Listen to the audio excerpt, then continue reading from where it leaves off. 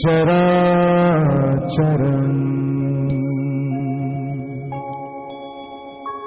तत्पदं दर्शितं येन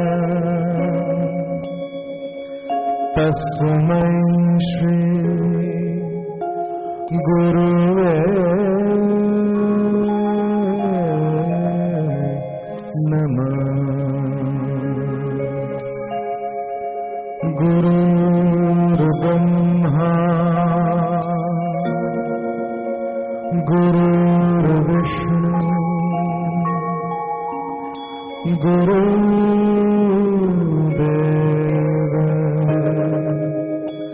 महेश्वर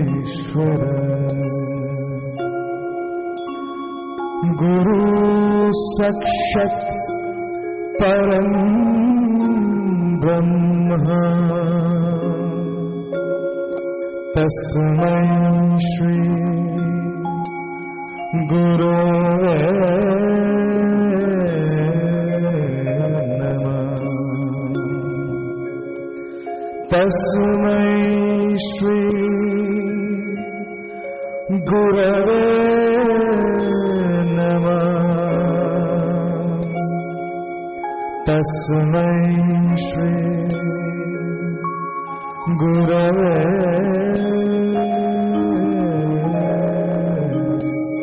नमः।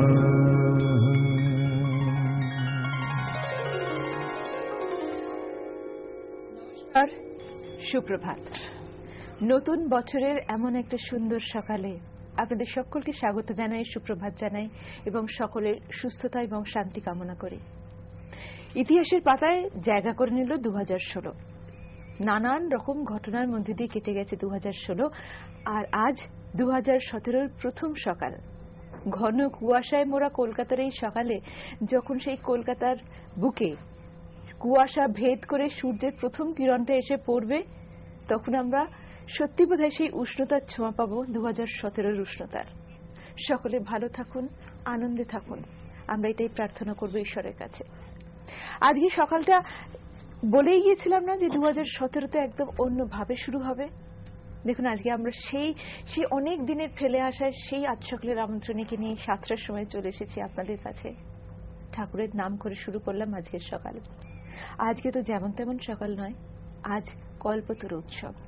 এমন একটা বিশেষ সকালে আপনাদের সকলকে সঙ্গে নিয়ে যখন আমরা এখানে আড্ডায় বসেছি, সকালের এই কিছুটা সময় একসঙ্গে কাটাবো বলে বসেছি, তখন ভাবতেই গায়ে কাঁটা দিচ্ছে যে আজ সেই কল্পতরু উৎসবের দিবস। আজকে কল্পতরু দিবস, যেদিন স্বয়ং ঠাকুর কল্পতরু হয়েছিলেন, মনোবাঞ্ছা পূর্ণ করেছিলেন সকল ভক্তের। সেই দেব স্পর্শ পেয়েছিল আপামোর জনতা, যারা লুটিয়ে পড়েছিলেন ঠাকুরের পায়ে। আজ সেই রকম একটা দিন, আর আজকের এই বিশেষ দিনে আমাদের সঙ্গে এমন কিছু গুণী মানুষ, গুণী শিল্পী রয়েছেন যারা আজকের দিনটা বিশেষ করে সাজিয়ে তুলবেন আপনাদের জন্য। আমাদের সঙ্গে রয়েছেন অমিতদা, রয়েছেন রত্নাদি, রয়েছেন বিশ্বরূপদা। তিনজনকেই নমস্কার, সুপ্রভাত এবং নতুন বছরের অনেক অনেক শুভেচ্ছা এবং প্রণাম জানাই। সুপ্রভাত। আর তোমাকেও নতুন বছরের শুভেচ্ছা, আমাদের সমস্ত দর্শকদের নতুন বছরের শুভেচ্ছা। আজ এই সকালটা তো শুরু করলে তুমি বিশ্বরূপদা এমন একটা স্তোত্র দিয়ে শুরু করলে যে সকালও বোধ হয় না, প্রত্যেকটা দিন আমাদের শুরু হয় কিন্তু মনে মনে এই স্তোত্র উচ্চারণ করে। আজকে অনুষ্ঠান সম্পূর্ণ তোমরা তিনজন এগিয়ে নিয়ে যাবে, আমরা সবাই দর্শক, আমরা সকলেই শ্রোতা, আমরা মুগ্ধ হয়ে শুনবো। শুধু সঙ্গে যে তিন দাদা রয়েছেন তুমি একটু আলাপ করিয়ে দাও।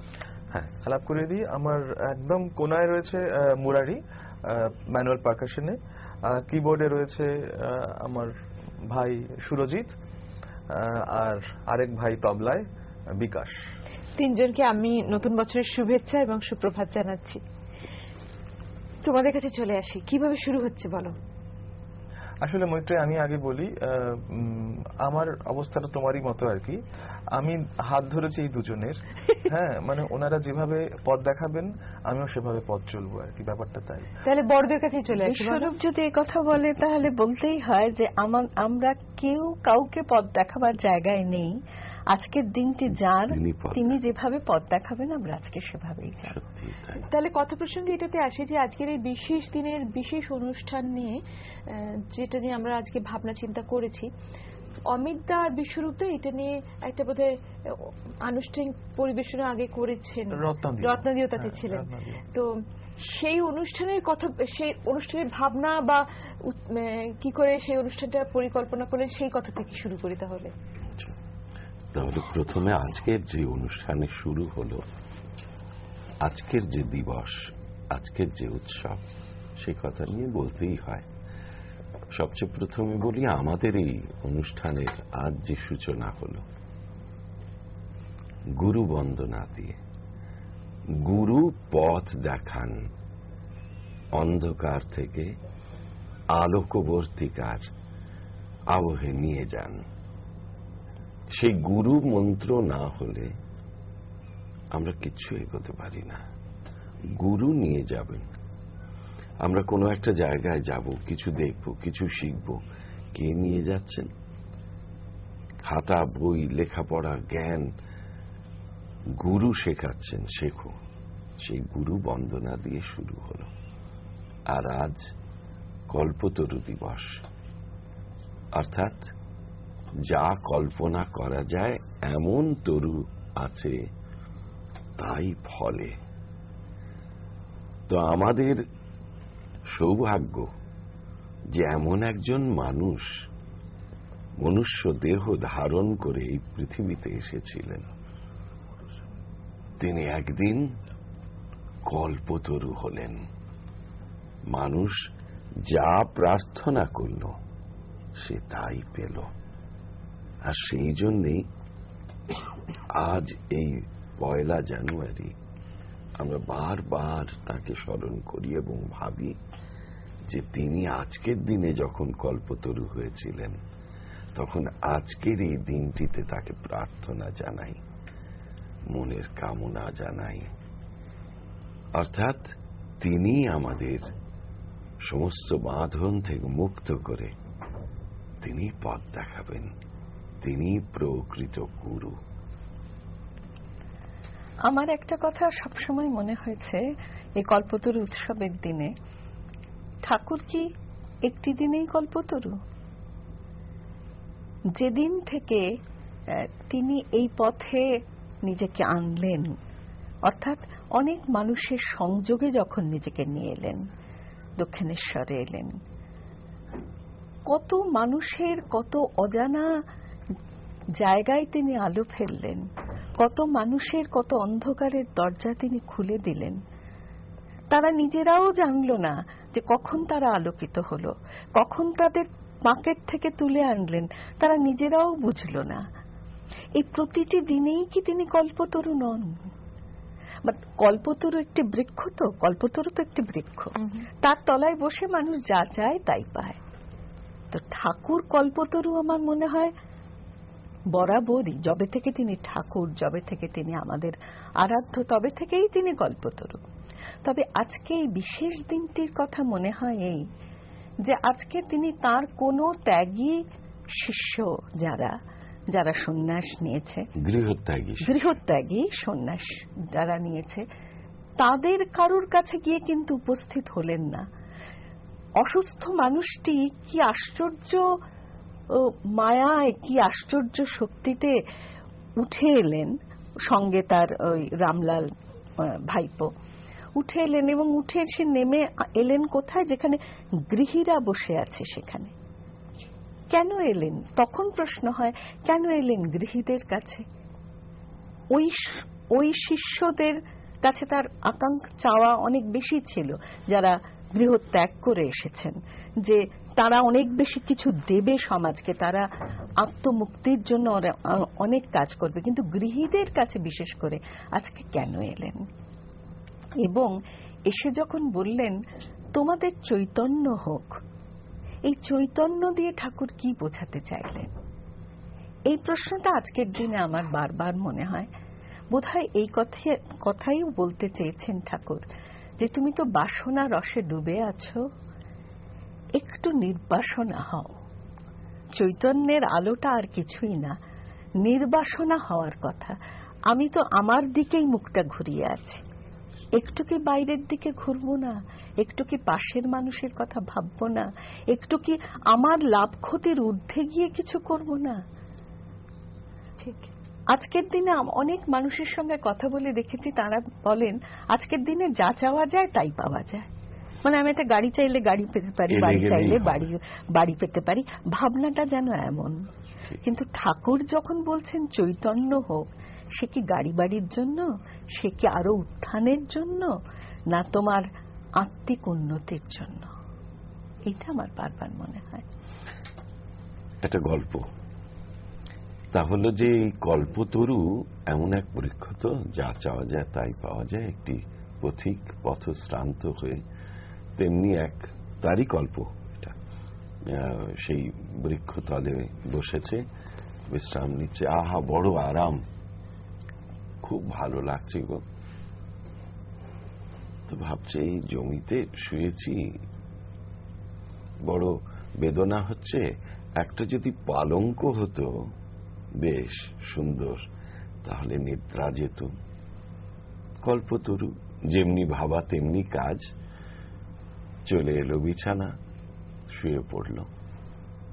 ঘুম আসছে কিন্তু কোথায় যেন একটুখানি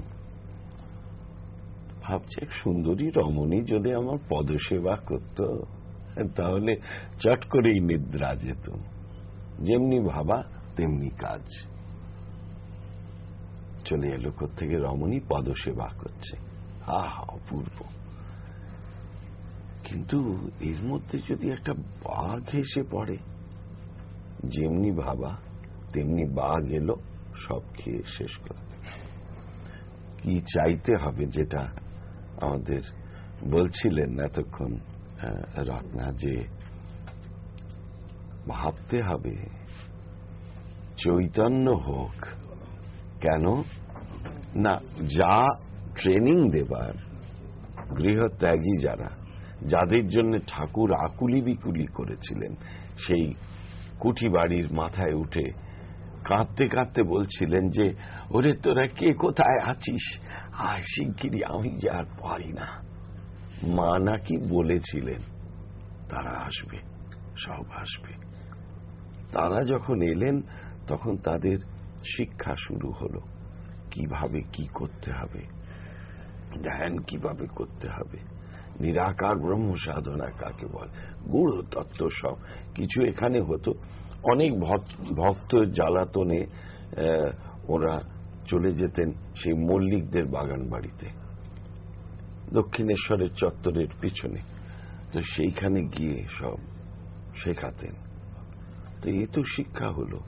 কিন্তু যারা গৃহী, সেই দিন এমনই অবস্থা হলো যে এরা সবাই ঘুমিয়ে, তখন সন্ন্যাস ভক্ত, যারা গৃহী ভক্ত, যারা গৃহ ত্যাগ করে এসছেন, তারা ঘুমিয়ে, কেননা সেবা করেছেন সারা রাত জেগে সব। আর ঠাকুর এসছেন তখন কাশীপুর উদ্যান বাটির সেই বাগানে, উদ্যানে, এবং সেই খবর পেয়ে সবাই দৌড়ে আসছে।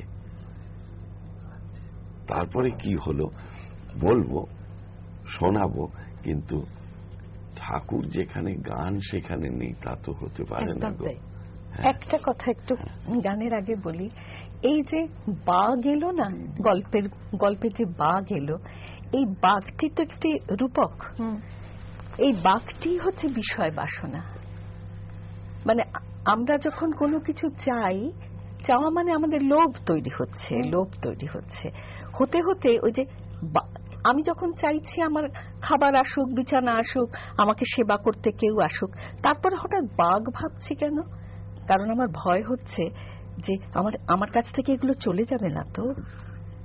যখনই আমার আকাঙ্ক্ষা, লোভ, তখনই আমার ভয়, এবং সেই ভয়েই আক্রান্ত হয়ে আমি কিন্তু জীবনের আর সবকিছু হারিয়ে ফেলি। সেই ভয় হচ্ছে বাঘ রূপক। সত্যি তাই, বিশ্বরূপ।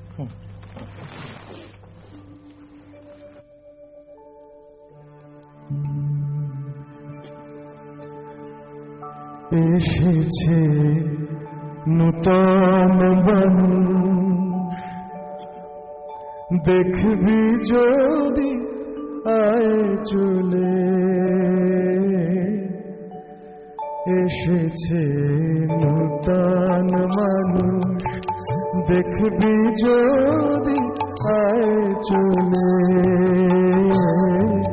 এসেছে নূতন মানুষ। ও তার বিবেক ও বৈরাগ্য ঝুলি,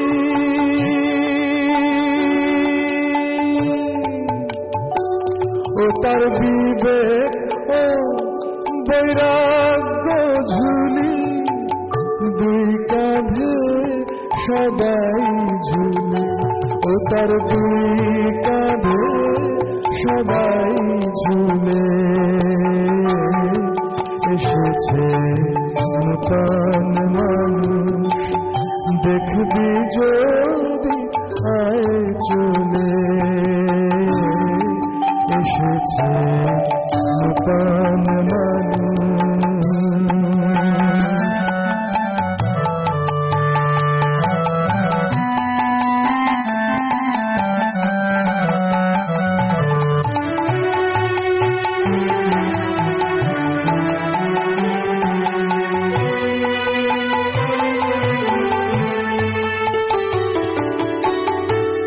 শ্রীবদনে মামাবাণী,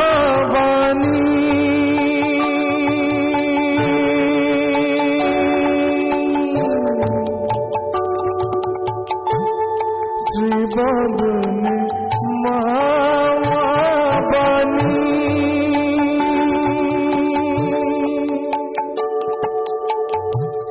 পড়ি গঙ্গা শৈলে বল ব্রহ্মময়ী কেন মদিন দেখা তো নাহি মিলে, ও মা দেখা তো নাহি মিলে এসেছে নূতন মানুষ, দেখবি যদি আয় চলে এসেছে নূতন মানুষ।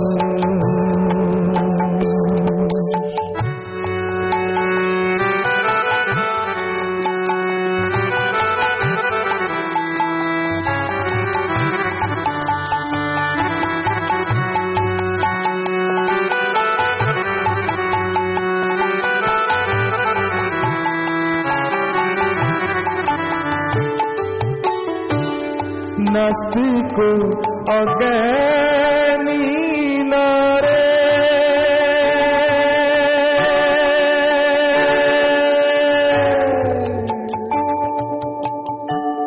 নাস্তিক অজ্ঞানী নারে,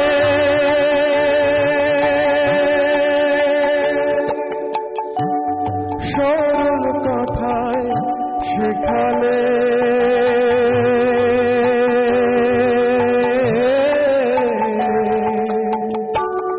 যে কালী সেই কৃষ্ণ, যে কালী সেই কৃষ্ণ, নাম ভেদ এক মূলে, আহা নাম ভেদ এক মূলে এসেছে নূতন মানুষ, দেখবি যদি আয় চলে এসেছে নূতন মানুষ। ও তার বিবেক ও বৈরাগ্য ঝুলি,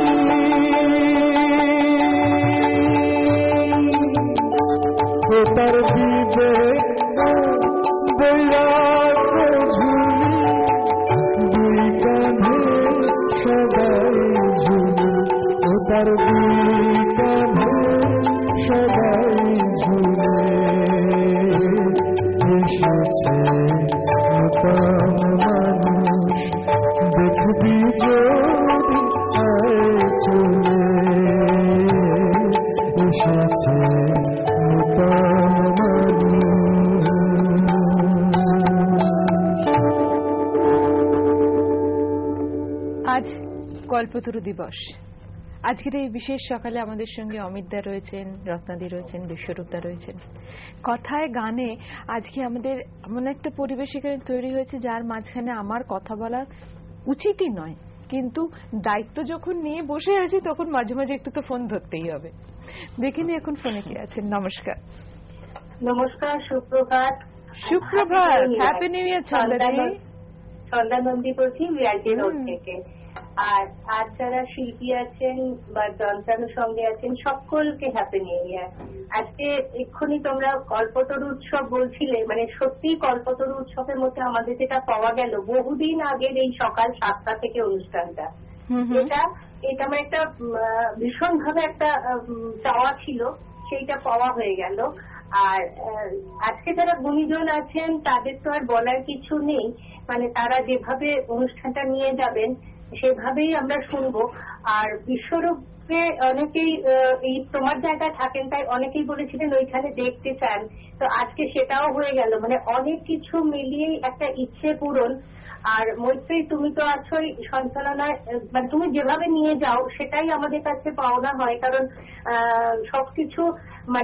সবকিছু বুঝে সঞ্চালনা করাটাও একটা কাজ। তো এইভাবে মানে বহু বছর পরে এই জায়গাটা পেয়ে এত আনন্দ হচ্ছে। আর সব থেকে আনন্দ হচ্ছে আজকে প্রথম কলটা, হ্যাঁ বছরের প্রথম পরে পাওয়া গেল। যাই হোক, সব মিলিয়ে পাওয়া আমার দিনটা ভালো শুরু হলো।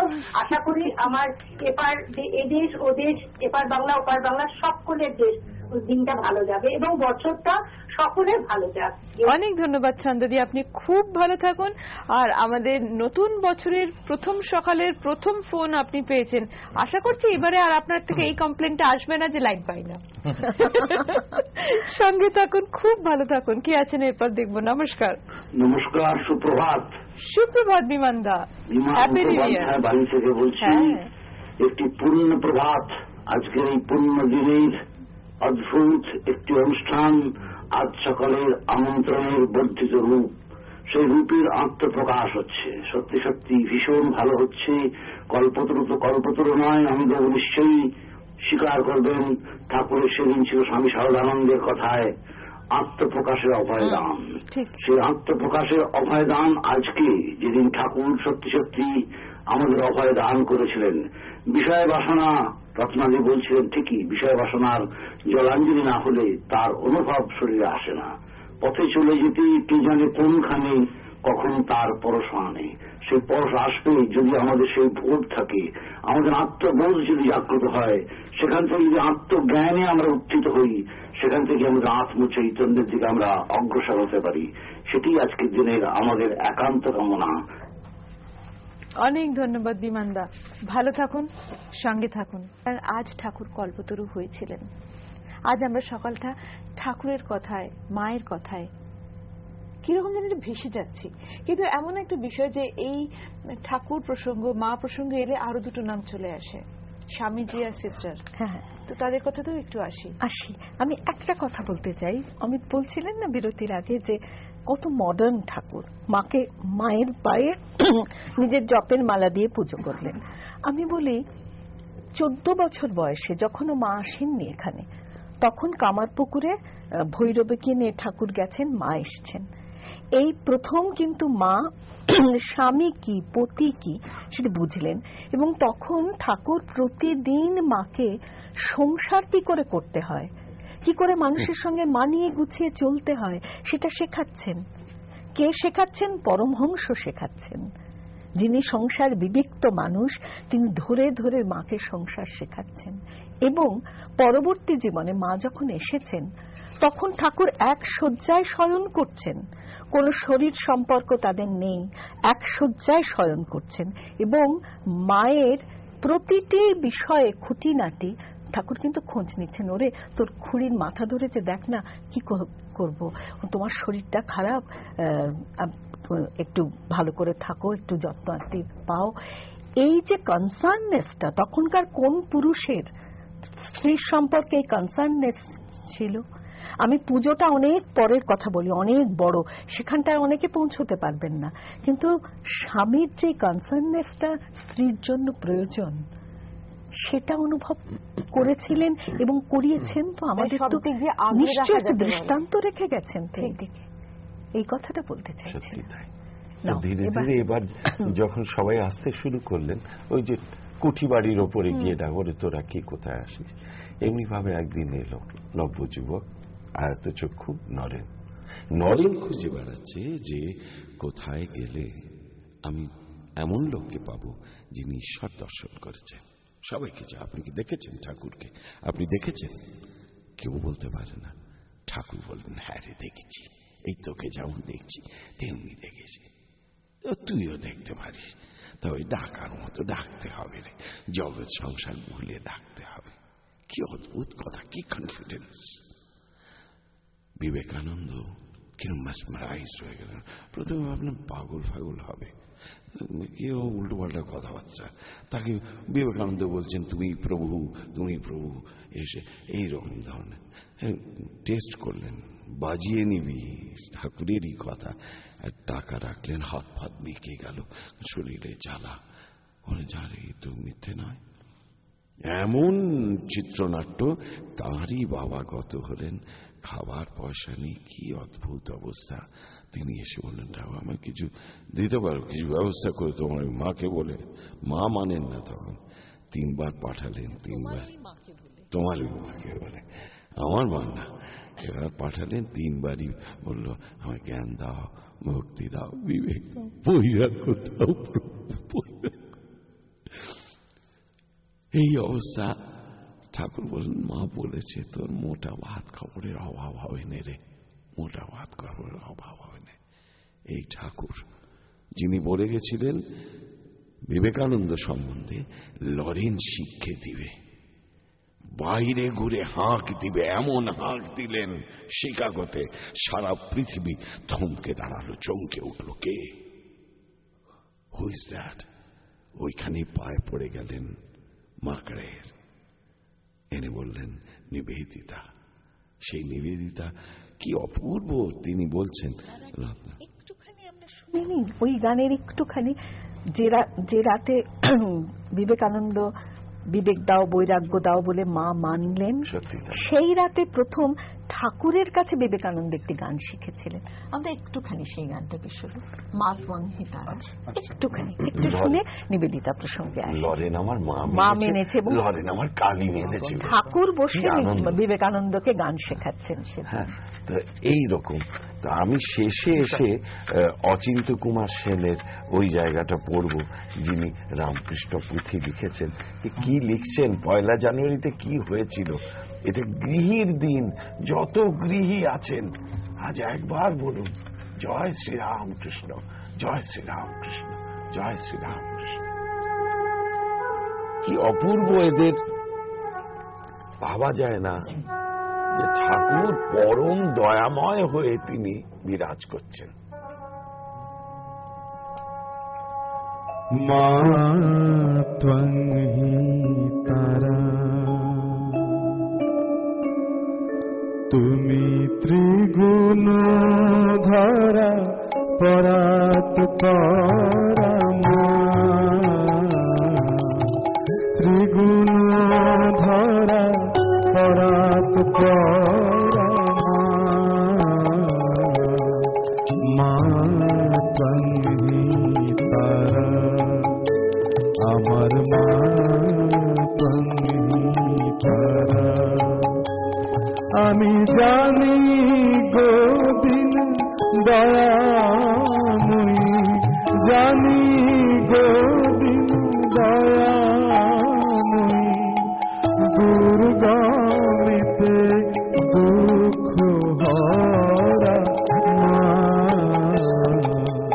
মা ত্বং হি তারা। তুমি জলে, তুমি স্থলে, তুমি আত্মমূলে গো মা, আছো সর্বঘাতে অক্ষকুটে, সর্বঘাতে অক্ষকুটে, সাকারাকার নিরাকার, মা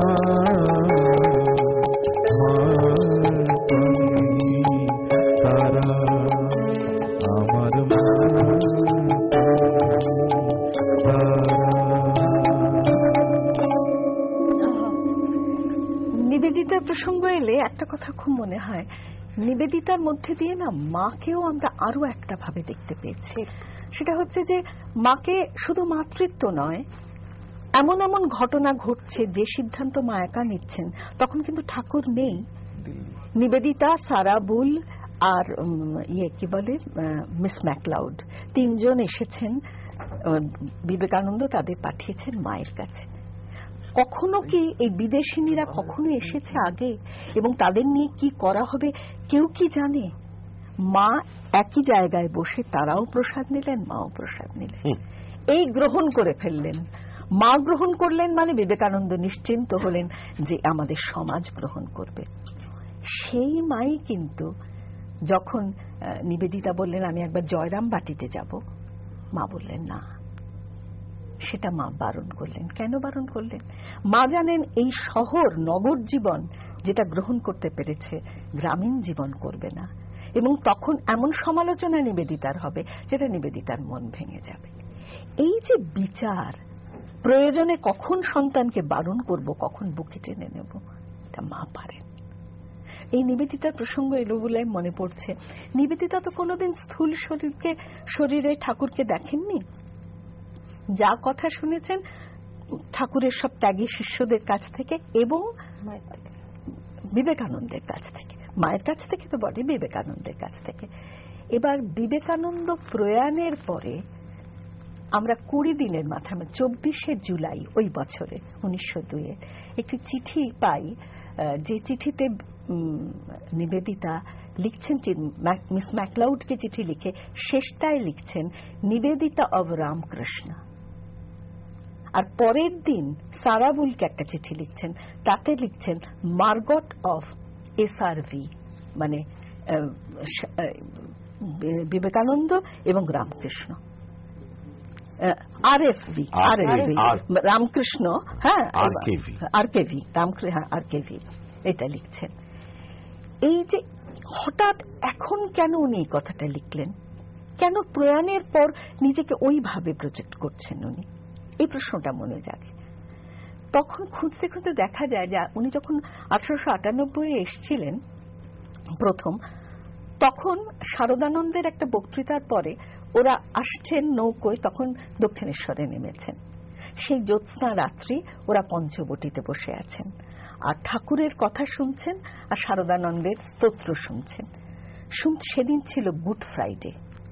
সেটা শুনতে শুনতে কোথায় যেন নিবেদিতার কাছে যিশু আর রামকৃষ্ণ এক হয়ে গেছে, এবং তারপর বিবেকানন্দের কাছেও যখন উনি শুনছেন সব যেন কোথায় একাকার হয়ে যাচ্ছে। উনি বারবার যিশু আর রামকৃষ্ণ ওর কাছে একাকার।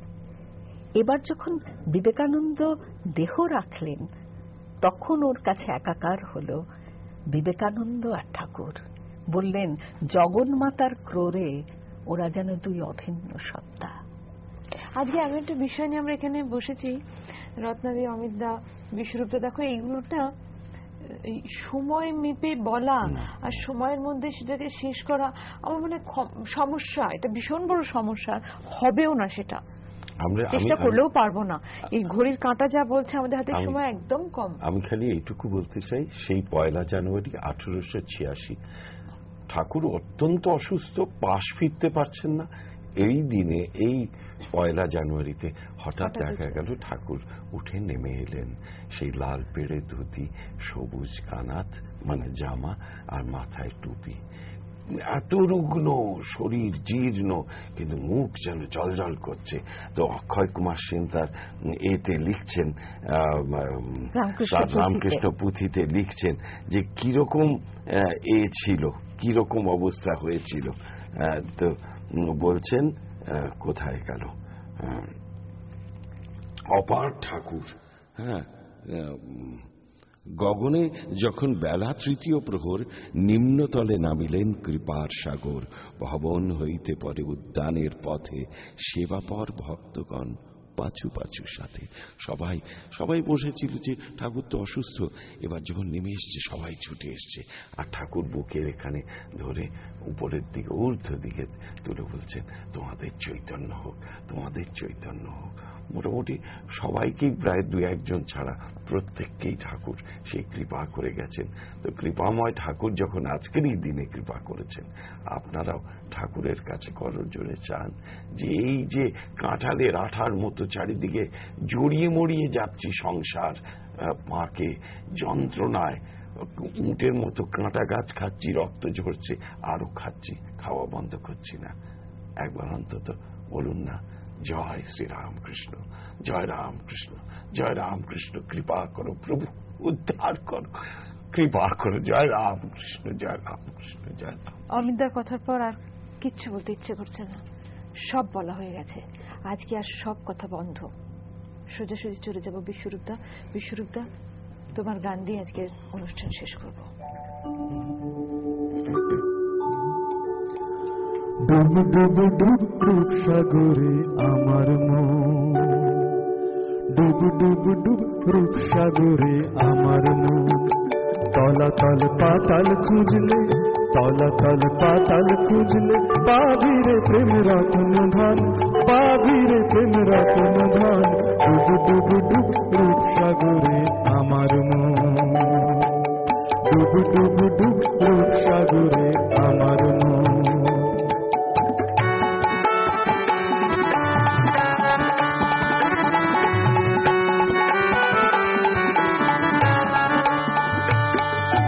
খোঁজ খোঁজ খোঁজ খুঁজলে পাবি হৃদয় মাঝে বৃন্দাবন, খোঁজ খোঁজ খোঁজ খুঁজলে পাবি হৃদয় মাঝে বৃন্দাবন। দীপ দীপ দীপ জ্ঞানের বাতি, দীপ দীপ দীপ জ্ঞানের বাতি, জ্বলছে হৃদয় অনুক্ষণ, জ্বলছে হৃদয় অনুক্ষণ। ডুব ডুব ডুব রূপ সাগরে আমার মন।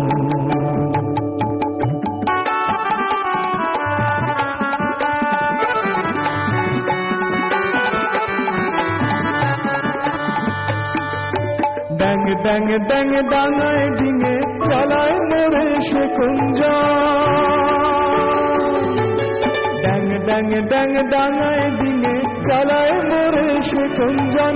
গুবির বলে শোন শোন শোন, গুবির বলে শোন শোন শোন, ভাব গুরুর শ্রীচরণ, ভাব গুরুর শ্রীচরণ। ডুব ডুব ডুব ডুব সাগরে আমার মন। তলাতল পাতাল খুঁজলে, তলাতল পাতাল খুঁজলে পাবি রে প্রেম রত্ন ধন, পাবি রে প্রেম রত্ন ধন। ডুব ডুব ডুব ডুব সাগরে আমার